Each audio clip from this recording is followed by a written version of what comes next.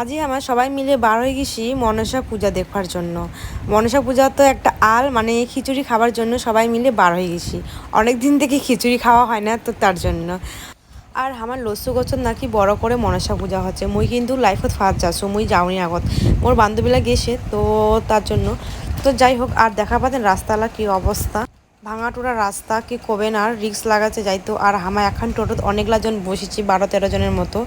তো যাই হোক, আর মোর আইছে দিদা হামার তিনা রবিবার আইছে, এক সপ্তাহের মতো হইল। তো মুই হচ্ছে তুই যখন আইছিস তোকে মুই পূজাখান কোনি ঘুরাই নিয়ে আসু, তো তার জন্য।